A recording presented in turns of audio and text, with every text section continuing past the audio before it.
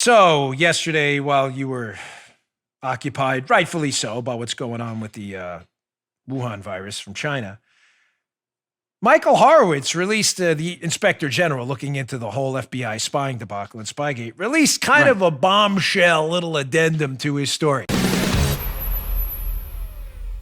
Now, what's in the story is not surprising to my listeners, so I'm not going to beat it to death. My longer-term listeners have been with me since me and Joe and Paula here were just an audio podcast only before the video. What have we been telling you for a very long time? There have been two things. This is not a celebratory, hey, look at me moment. I just don't want you to think you're wasting your time here. You regular listeners have known for about 2 or 3 years that I've told you the weak point in the FBI's story. That, hey, we didn't really spy on Trump because it was political. In other words, we didn't target Trump. We didn't spy on a political campaign. What I've been telling you for 3 years is the weak point was always going to be the Woods procedures. What are the Woods procedures?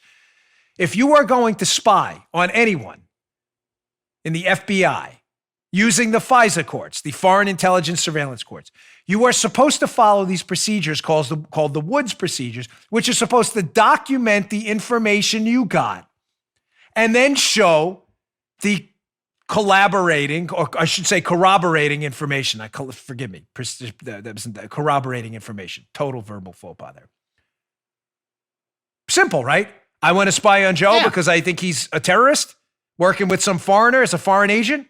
I have to put together a spreadsheet type thing according to the Woods procedures. What information I got, someone told me Joe was a terrorist. How did you verify it?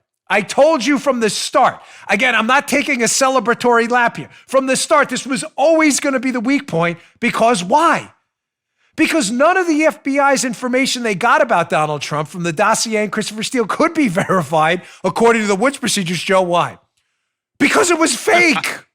Because it was the pee-pee tape. It was not real. You can't verify the pee-pee tape because there is no pee-pee tape. It was never real. Joe, have we not been saying this for 3 years? Forever, dude. Yeah. Forever. Joey doesn't even, Joe doesn't even like hearing about the Woods procedures. The two things drive Joe mad. Talking about the Woods procedures and mentioning the book, The Black Swan, which I love. We used to. Now he's not already. There you go. I know. I used to talk about that book all the time. It drives Joe crazy. All right, enough with the Woods. I told you the FBI sooner or later was going to have to produce the spreadsheet showing, hey, how'd you verify the PP tape? We did PP? There's no other way. It didn't happen. Look at his story, SarahCarter.com, who's been all over this from day one. Check this doozy out. This will be in the show notes. Read this bad boy. Bongino.com/newsletter will email you these stories every day. Lawmakers react to scathing IG report on FBI abuses. Quote, absolutely outrageous. Now, to be clear, so you're with me on this, I have no faith lawmakers are going to do anything about this. I want to be crystal clear. I'm not. So please don't email me. Dan, nothing's going to happen. I told you that from the start and you got mad at me then. I'm not sure anything's going to happen because I don't trust anybody anymore. I'm here to give you the facts and information. You deserve it. What happens later, I can't control. I'm not a law enforcement officer or a federal prosecutor. I'm just here to give you the facts. And the facts are they're totally busted now. They're busted. What happens next, I don't know. From the Sarah Carter report. So Horowitz went back, the Inspector General looking into this, Joe, and in this new interim report that conveniently just launched yesterday, Joe, he started looking at the Woods files. Remember, the corroborating evidence for a whole bunch of FISA cases. And gosh, what he found should disturb the living out of every single person in this audience who believes in civil liberties, liberals, conservatives, communists, whatever. Quote, in Horowitz's interim report, investigators revealed that they could not review the Bureau's original Woods files for 4 of the 29 selected FISA applications. Wait, hold on. So they reviewed 29 FISA applications, and in 4 of them, they couldn't review the Woods file. Why? This is crazy. Because the FBI couldn't locate them. And in 3 of these instances, didn't know if they ever existed. What the hell? It goes on. In the audit report sent to FBI Director Wray, Horowitz said, quote, as a result of our audit work to date, and as described below, We do not have confidence that the FBI has executed its Woods procedures in compliance with the FBI policy.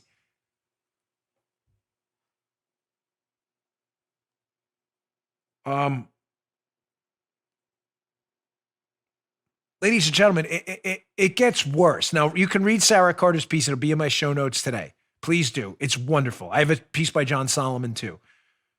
That's very good on this. So Michael Horowitz, the Inspector General, essentially our federal internal affairs officer, looking into the FBI's use of the secret FISA courts, where you have to produce a file showing your evidence. Because remember, it's non-adversarial. In other words, what I mean by that, ladies and gentlemen, not to talk law enforcement wonk talk. If I use the FISA courts rather than the traditional courts to spy on Joe, get like a regular warrant, I get a FISA warrant, Joe is never notified via his lawyer, ever. There is never going to be, probably never going to be an indictment. Joe will never know. So to prevent the abuse of civil liberties from massive government spying, civil liberties, to prevent that abuse, Woods, in conjunction with Bob Mueller when he was the FBI head, shocker there, created the Woods procedures, a file we should be able to go to prove that the FBI has information that's real and is spying on people for very real reasons. So Horowitz says, we're looking at this Spygate thing, and I'm not sure Horowitz is our friend here. I want to be crystal clear. Horowitz said, let me look at 29 more cases where we use the FISA courts. 3 of these 29 cases in this random sample, 3 of them, 1/10 of them, there was no Woods file at all. So we're just spying on people with no corroborating information on paper at all? Don't worry, Joe. The New York Times has a story for this. And by the way, I didn't even get this. In one case, they couldn't find a Woods. In 3, the Woods file didn't even exist. They're pretty sure. And in the other 25 cases, ladies and gentlemen, quote, they found inadequately supported facts. So they had a Woods file with a bunch of information while they were spying on people that was, quote, inadequately supported. No worries, media people. I know you don't do civil liberties type stuff anymore because you're on the road to enacting the police state by attacking Fox and Trump. I get that. You're busy enacting your media type police state, hoping you can suckle from the heat of your Democrat liberal overlords. I get that. But the fact that there's been mass civil liberties abuse on the FBI courts, on the FISA courts by the FBI based on a random sample of just 29 cases, gosh, I'd hate to see what happens in the other one. But don't worry, the media's here, Joe, to save the day. Let me show you, and hat tip Vince Colonnese for turning from WMAL for turning me on to this early. Wait till you see this one, Joe. Warning, BS narrative alert. The New York Times, you would think, would be horrified by this story. Mass civil liberties abuse, including on the Trump team? No, Joe. The New York Times, now watch how they change the story. The New York Times has an angle on this. Again, not a pat yourself on the trap moment here. What did I tell you about 3-4 weeks ago? Audience archivist Judy can find it first. Maybe I'll play the cut, although I never do this. What did I tell you a few weeks ago? The New York Times, when this comes out, because I told you this was going to come out, that the FBI spied on the Trump team, was going to say, don't worry. The FBI spies on everyone. They didn't just target the Trump team. Did I not say it? Did I not? Someone please send me the clip. Someone, I'm begging you. We don't have a big enough staff right now in this crisis to do it. Someone send me the clip a few weeks ago of me telling you that.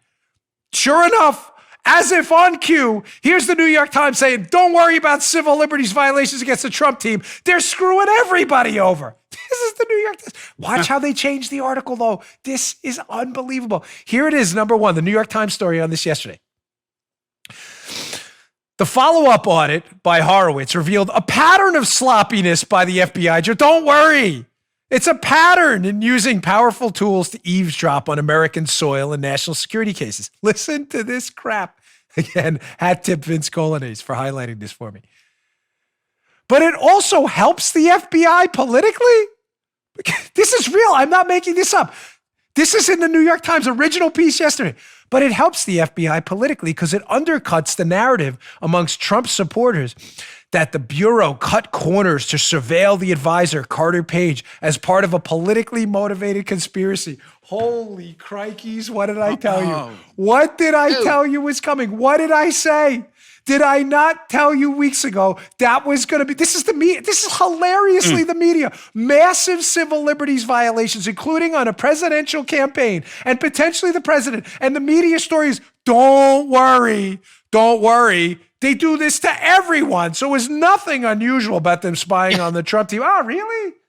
Really? You just heard The Dan Bongino Show. You can also get Dan's podcasts on iTunes or SoundCloud. And follow Dan on Twitter 24/7 @DBongino.